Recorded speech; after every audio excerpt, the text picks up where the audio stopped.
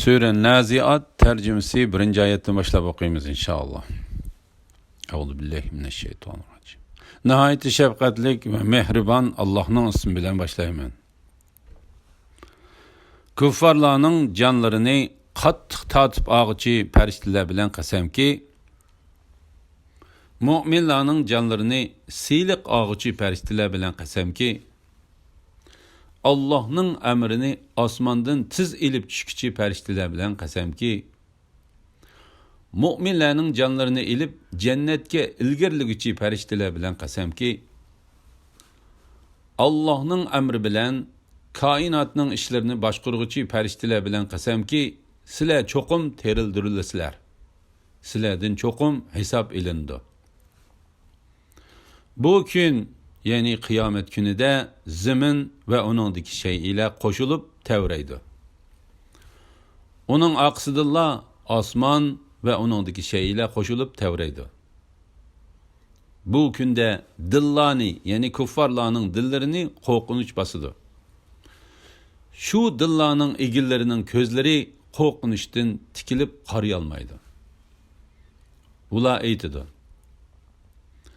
Rastınla biz avvalqı halimizga qaytirilamdiq, ya'ni o'lgandan keyin terilamdiq.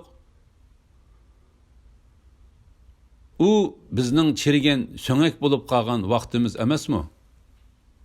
Ular aytdi: Undaq bo'ladigan bo'lsa, bu ya'ni o'lgandan keyin terilish ziyonli qaytishdir. Ya'ni biz o'lgandan keyin teriladigan bo'lsak, davzax ahli bo'ladiganligimiz uchun ziyon tortquchilarmiz. Bir sayha, ya'ni İsrafilning sur chelishi bilanla ular, ya'ni jami xaloyiq yer ostidan zaminning ustiga chiqib qoldi. Sana Musa'nın xabari keldimi? Öz vaqtida uni Rabbi Tuva nomli muqaddas vodida mundaq deb chaqirdi: Sen Firavunning qishig'i bag'in. U haqiqatan haddidan oshdi. Onunğa pak bo'lishni xohlamsan? Seni Rabbimni tonishga yetaklishimni xohlamsan? Uni tonisang, Rabbingdan qo'rqsanda, yaxshi amallarni qilasan degin. Musa Firavunga cho'ng mo'jizani ko'rsatdi.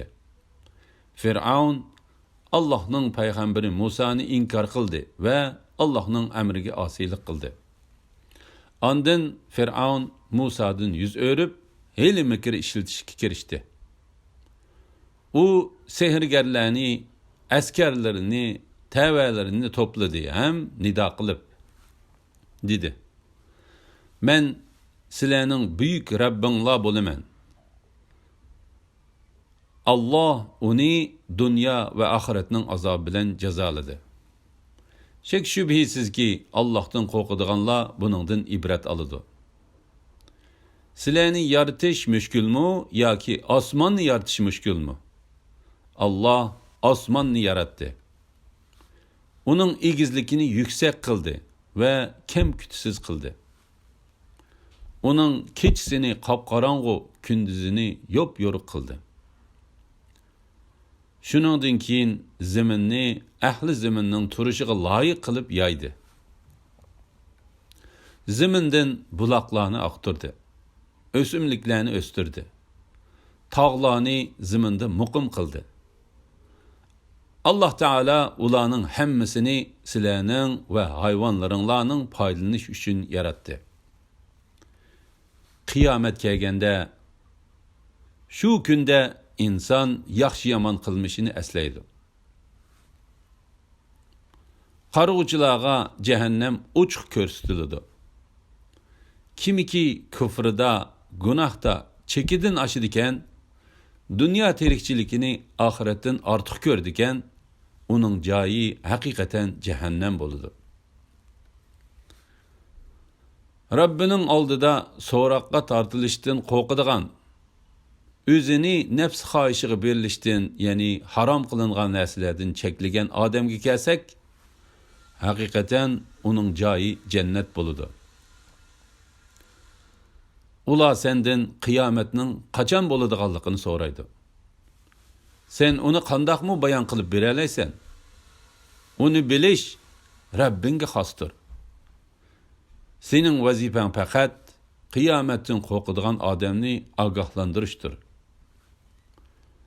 Ular qiyomatni ko'rgan kunda go'yo o'zlarini dunyoda faqat bir kechqurun yoki bir atigan tug'andek gumon qiladi.